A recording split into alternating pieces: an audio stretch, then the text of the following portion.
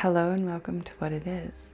My name is Jordana, and here we talk about tarot as it relates to business and creative growth. I love working with energy and identity and helping people embody their most empowered identity. I read mind, body, and soul lines in the cards, past, present, and future, and then also add in the Nordic runes to deepen and further explain the journey. So welcome, and let's get right into it. I'm reading later than I usually do, so I'm interested to see how this comes out. But I see already that we have some beautiful energy for today. So in the past position of the mind line, we have the Three of Cups in reverse, allowing the outside reality to dictate how you feel emotionally on the inside. Puts us in a state of perceiving what is happening, a reaction to what is happening, rather than being able to cultivate our emotional stance, our emotional state within, and then allowing our reality to begin to match that. The universe acts as a mirror, so how we feel within is going to be reflected back to us. And you can't fake it. We can pretend to be empowered only for so long, and then it's going to catch up with you. And manifestation isn't instantaneous most of the time. So if you have a day that doesn't feel so great, or you're dealing with some emotional things that don't feel great, don't worry about it. Because there is a lag effect, and there is a wave sense to the universe. The tide ebbs and flows. You have highs and lows, and it's all going to keep flowing. And the things that don't feel as great are actually what teach us to hold our state and hold a higher frequency for longer, and to really practice growing that sense of strength and that sense of stability in our emotional world, and having that emotional regulation and that emotional mastery to be able to meet life from a sense of presence, strength in the present moment, rather than trying to reach out into the future and fix and manipulate everything so that we stay safe and we don't have to deal with emotional variance. Just deal with it. Emotions happen. The important thing is to recognize them for what they are, and then sometimes even just allow them to get really amplified. Like, I feel sad. Okay, feel super sad. You know, let yourself really feel that emotion. And then consciously, through your breath, take a deep breath, and with your exhale, send that emotion down into the earth and allow yourself to be released from it. Allow it to run out of your body so that you can let it transmute, and then bring that energy back up as, what is the opposite of sadness? As faith, as love, as trust that things are going to change. And remembering that the universe also has this pendulum effect. So when we go through really hard times, the opposite of that hard time is going to be a really good time. And so we don't want to collapse into either. We don't want to collapse into the lows or collapse into the highs, because neither one can be sustained forever, because things are always moving and always changing. And so we must be able to flow with them. But we also get to understand that the state isn't a constant. Energy is always moving and transforming.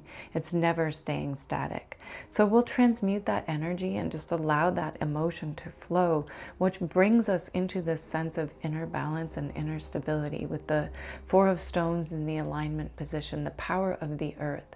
Having that orientation to your greater vision, and to a greater vision that benefits humanity as a whole, that is a holistic vision that benefits you, mind, body, and soul on all three planes of existence. That is how we truly stay in alignment, when our mind and our body and our emotions and our spirit are all in line together, working towards the vision, working towards the highest outcome. Then we can really have that solid foundation and that solid frequency. It's like dropping the frequency and then raising it back up and then dropping it. We want to come to a place of inner calm and inner peace. And we can do that by getting back in touch with nature, allowing ourselves to ground into the earth and allowing our energy to be recharged from the earth. We actually are like a battery, and the earth will recharge the electrons in our body. We can harmonize our nervous system and our energetic body by having contact with trees and allowing them to harmonize our frequency.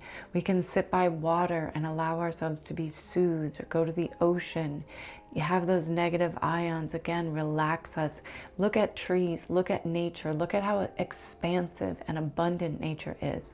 That's what helps us stay aligned to that vision on an energetic level. Because your energy is never going to lie. So as long as your underlying energy is aligned with your vision, you are working to manifest it, and you are working to release those obstacles, and you're working to generate towards that because you're in alignment. And having this very loving quality about that, this very nurturing quality towards yourself. We have the Mother of Cups, the Queen of Cups in the future position. Understanding how to lovingly support yourself through your growth. If we get really quiet and we start to listen to the voices in our heads, what are those voices saying? How kindly are you speaking to yourself? Are you nurturing your growth, or are you shaming yourself for not being good enough? Are you leading yourself towards your vision, or are you telling yourself that you have to work harder, that you haven't earned it yet, that you're not quite good enough, you're not evolved enough? And we have the Father of Cups in the body, in the past position. Again, that returning to the tree, the returning to the source, returning to all that is greater than all of us, and understanding on an emotional level, the cups deal with emotions, that we are connected to everything. We are part of the great all. There is no separation. And that means that there is no separation between us and what we want. We perceive it as being outside of us. We perceive it as being just out of reach. We perceive it as something that we have to work towards. When really, we are the creator. Our imagination is this crazy, powerful force. And we create everything from within. And the universe just matches it. So how you feel on the inside matters so much, because your feelings are what create your frequency, are what send that energetic signal out to the universe, telling it what you want. We can affirm all day long. We can say, I am abundant. I am full of love. But if your underlying emotion is, I am scarce and I am unloved, that is what you are going to manifest. That is what you are going to bring into your reality. As within, so without. And so we truly need to learn to embody these emotions through our actions, through repetition, through patience, and through allowing ourselves to just have more fun and to have a more abundant life. We have the Wheel of Fortune in the alignment line of the body line. That hesitancy to grasp the wheel of life and to turn it into your favor. To command the universe to work in your favor. When we transmute that energy, we're grasping the wheel of life and we are moving it in the direction that we want to go. We are generating the life that we want through our intentions, through our thoughts, through our emotions, and through the actions and behaviors that we take. We're always aligning, realigning with the vision and moving towards it. Because we're taking a holistic approach. Because we're willing to believe. Because we have that deep inner knowing that we are the creator. And then it becomes easy. Tell the universe what you want. Don't ask for what you want. I am abundant. I am creating my dream life now. I have everything I need. Then there is no separation. And your mind starts to figure out the ways to get what you want. That is in essence manifestation, and we're always manifesting. We can manifest just as much from a place of doubt and scarcity and lack. That's just what we tend to manifest more of. And sometimes we can get really lucky. We can allow ourselves to have these moments of luck and great things come in. But if you still have a baseline that says that this is how good it can get, eventually the majority of people, unless they're guided to expand their capacity to receive and to hold abundance, will return themselves to that baseline, to that this is how good it can get. Lottery winners often end up right back in the same, if not worse, position that they were in when they won the lottery, because they simply do not have the energetic capacity to hold that much money. They're not attuned to it. They don't know how to hold that frequency, and they don't know how to steward that kind of energy. Money is just energy. And so when we really allow ourselves to receive more, we are telling the universe we trust ourselves to be holistic, good stewards of abundance, to move it and generate it towards things that help humanity, things that help the planet, things that grow a new world. That's how we truly stay empowered. We're not moving towards money in a material sense of, oh, once I have the house and the cars and the X, Y, and the Z, then I'll be happy and then I'll be powerful. Feel the power now. Feel the end result now. And the more you practice that, the more you empower yourself to create that kind of energy and to hold that kind of energy.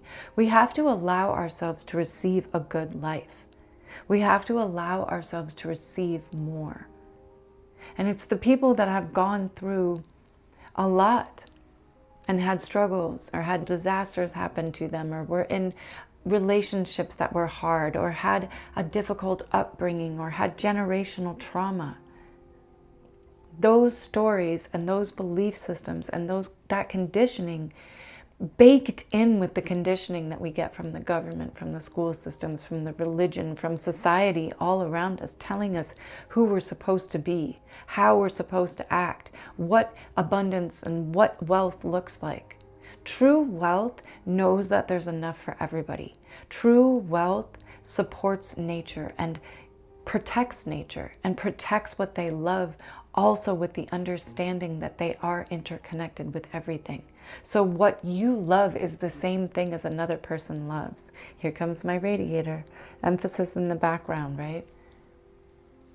People are all the same. It doesn't matter where you live or where you grow up or what your background is or what your origins are.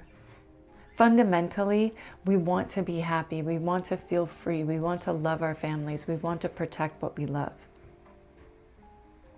And so we can empower ourselves to do that to the best of our ability, because we understand that the energy that we put out into the world is the energy that we receive. In the past line of the spirit line, we have the Ace of Wands in reverse. The Ace of Wands is fresh beginnings, fertility, new ideas, new opportunities, new things coming in. With it in reverse, it shows that past action, that past behavior of suppression, waiting, hoping, yearning, asking, seeking, chasing, instead of claiming. When we claim it, and we claim who we are, and we tell the universe who we are, and we tell the universe what our reality looks like, it responds. It gives it to you. The universe does not care if you're good. It doesn't care if you're bad. It's not a moral universe. What you give out, you receive. It's that simple. And so we can flip that energy and we can step into that energy of fresh new beginnings. We can move that energy forward into the alignment line, which we have the 8 of Stones. The 8 of Stones is all of the knowledge, all of the experience, all of the authenticity and the creativity and the fabric of our lives that we have gained through our experiences. Even the sorrows, even the sadnesses, the challenges, sometimes especially those things, grow our capacity, because your ability to withstand great suffering is equal to your ability to hold great abundance.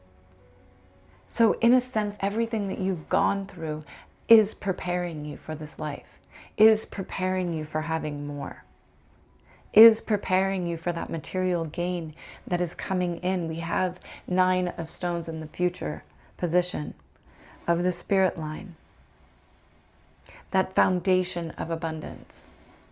People tend to push money away because we get told the story that money is evil, or that people who have money are evil. Money just makes you more of who you already are.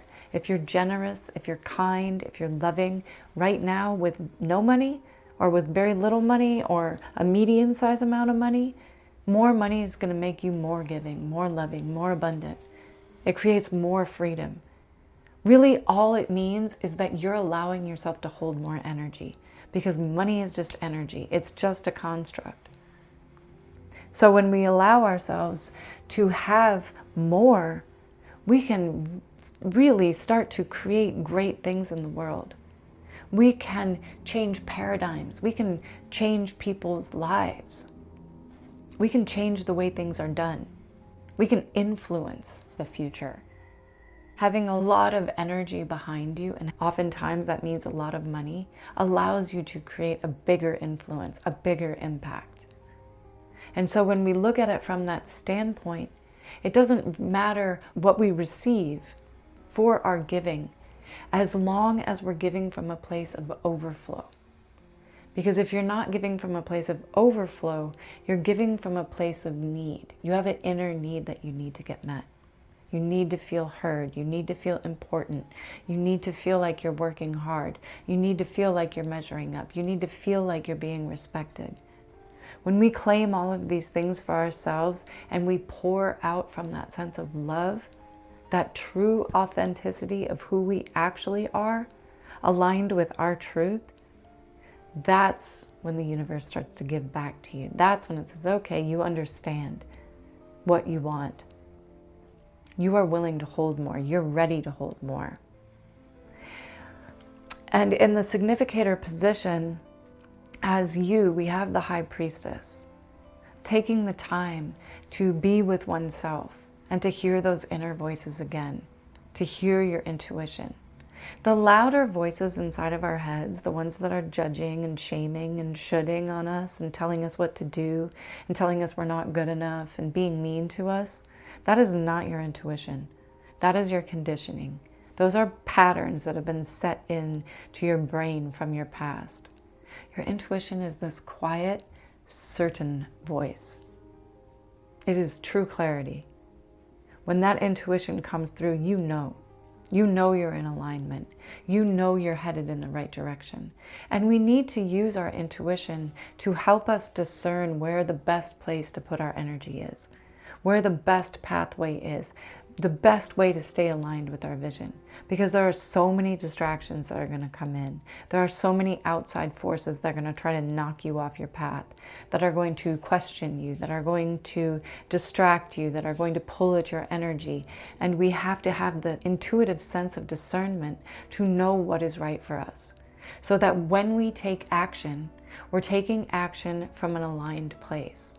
And alignment means that our thoughts and our emotions and our actions are in alignment. We're moving towards that vision holistically.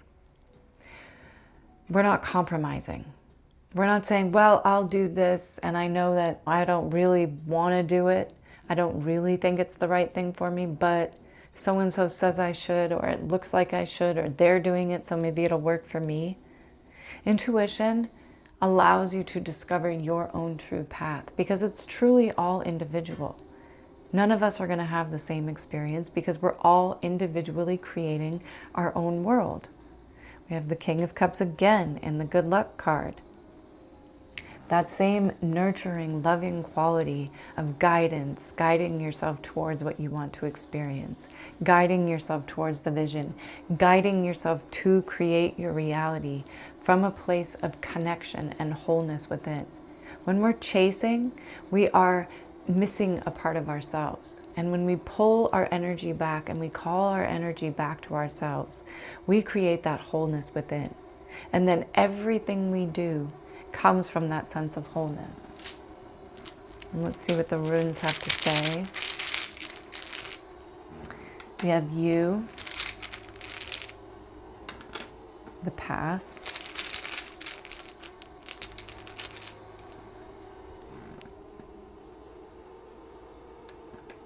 future, basis of the reading, the challenge. Got radiators really kicking in, y'all. And the best outcome. So in the position of you, we have Jera, giving yourself that sense of joy, that sense of understanding the cyclical nature of the world. And that fertile process of my thoughts, my words are planting the seeds. And I'm going to trust that the season of growth is going to pass and I'm going to reap the harvest. And sometimes I do still read out of the book because I really like reading out of the book. It always teaches me something, so I always get to learn. So this is a rune of beneficial outcomes. Jera applies to any activity or endeavor to which you are committed. We have to commit to persisting in the vision. Because as long as we're persisting in feeling that end state, like Neville Goddard says, live in the end and persist in that feeling. And when we're able to do that, we manifest so much faster. We're cultivating our manifestation. We're fertilizing the soil that it's in. And we're giving it a safe place to grow and come into fruition. We have Thurisaz in the past position. Thurisaz is that place of non-action. And it's in the past. So there's that sense that that place of stillness, that place of non-action is what allows us to expand in alignment. If we're constantly taking action from a place of reaction rather than response, we are creating a less stable future. Stillness and slowing down and getting very, very clear and discerning on what it is you actually want is going to foster you manifesting what you actually want. Because you won't have so much inner resistance and inner chaos, and you won't be thrown off your goals so quickly and easily. Being able to fully confront yourself, all parts of yourself, and accept all parts of them so that we're not hiding anything. Society teaches us to hide parts of ourselves that society says are unacceptable. So we hide them away and we start to suppress our energy in those areas. But all energy wants to be expressed. So eventually those feelings or those belief systems are going to come out. But if we don't know how to identify them for what they actually are, they show up as self-sabotage. They show up as a trigger. They show up as reaction. They show up as chaos and disempowerment. Being okay with the less comfortable sides of yourself, being okay to just be uncomfortable, period. Growth is discomfort. It's not supposed to be easy. When a butterfly opens up after being in the chrysalis, after being a caterpillar, after dissolving into mush, it has to push through the chrysalis. It has to have this long process of squeezing itself out. And if it does it too fast, the wings don't develop properly. Pressure creates diamonds. Pressure creates growth and clarity and strength. So allowing yourself to fully accept all parts of yourself and then alchemizing those energies into something new that actually serves you. Jealousy, the opposite of jealousy is just desire. It just means you want more. Envy just shows you what you want more of. Feeling like you don't belong just shows you where you need to belong to yourself on a greater level. Performance shows you where you need to be more authentic. Anger shows you where you have an unmet need. Fear shows you where you need to tap deeper into love. Everything can serve us if we look at it from the right frame of reference. Everything is serving our growth. We have Degas in the future position. That breakthrough, that is what gives us that breakthrough. This is a major shift, a major breakthrough and transformation in attitude. The timing is right and the outcome is assured. There's that certainty that comes with the Nine of Wands, that comes with the Ace of Wands. It introduces a period of major achievement and prosperity. The darkness is behind us. The daylight has come. However, as always, you are put on notice not to collapse yourself into the future or behave recklessly in your new situation. A lot of work can be involved in a time of transformation. Undertake to do it gracefully. And I'm so happy because we have Ahwaz in the foundation. Ahwaz is movement, a horse moving towards that vision, being aligned with the vision, being aligned with what we want to bring into the world. It's such beautiful energy as we enter the year of the horse. It's coming in. I'm so excited. Progress, transition, physical shifts, new dwelling places, new attitudes, or a new life, a new identity. It signifies movement in the sense of improving or bettering any situation. There is a steady, gradual sense about this rune that not everything is going to happen at once, but it happens through a series of shifts, a series of changes. And it takes that persistence and a good relationship to yourself. It shows that desire and that need to transform in order to grow and to allow ourselves to move forward. Richard Blum says, "Let it be said in this way. As I cultivate my own nature, all else follows." That's self-mastery, mastering your mind, mastering your emotions, mastering your state of being. That's what self-mastery is, mind, body, and soul. Because your state of being is what gives you your world. And in the challenge position, we have Hagalaz, the disruptor, the collapse, associated with the tower in the tarot, teaching us to liberate ourselves through that collapse, to break free from constricting identification with material reality and to experience the world through the archetypal mind.